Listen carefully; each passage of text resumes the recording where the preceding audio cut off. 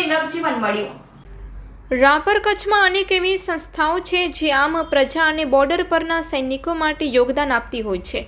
એવો છે કે કિસ્સો એવો સામે આવ્યો છે કે વાગડ દેશમાં બનેલ કે ભુજ સ્વામી નારાયણ મંદિરના મહંત સ્વામી શ્રી ધર્મનંદનદાસજી અને વરિષ્ઠ સંતોની પ્રેરણાથી 2 એમ્બ્યુલન્સ આપવામાં આવી છે।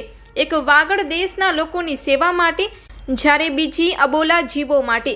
તાજેતરમાં કચ્છ વાગડ વિસ્તારની કુડા સરહદ ચોકી 0 લાઇન પર ફરજ બજાવતા બીએસએફના એક જવાનને રાત્રે 10 વાગ્યાના અરસામાં ઝેરી સાપ કરડતા તરત કુંડા ચોકીના ઇન્સ્પેક્ટર શ્રી મીના સાહેબે ભુજ સ્વામી નારાયણ મંદિરના હેલ્થ કોઓર્ડિનેટર શ્રી ભીમજીભાઈને આ અંગે જાણ કરતા રાપરથી અંદાજિત 130 કિલોમીટર કુંડા ચોકી પર તાત્કાલિક અસરથી એમ્બ્યુલન્સ લઈ પહોંચ્યા હતા।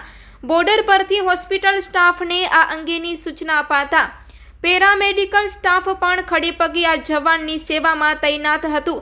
સૈન્યના જવાન શ્રી ચંદન દેવરીને રાપર સબ ડિસ્ટ્રિક્ટ હોસ્પિટલ આવતાની સાથે ફરજ પરના doctor Nikunj Patel, lab technician Chandresh Darji, Deva Rajput, nursing અને સ્ટાફ જવાનની સેવામાં લાગી ગયા હતા અને હાલમાં આ જવાન ભયમુક્ત પરિસ્થિતિમાં સારવાર લઈ રહ્યા છે।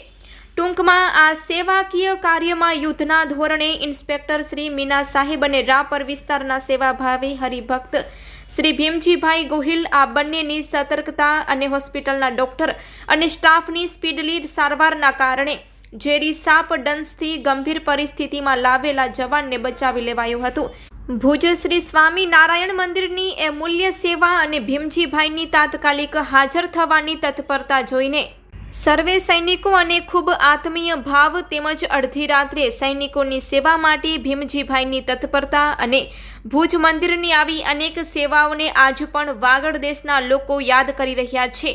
આ રીતની અવિરત એમ્બ્યુલન્સ સેવા માંડવી અને મુન્દ્રા પંથક વિસ્તારમાં કાર્યરત છે।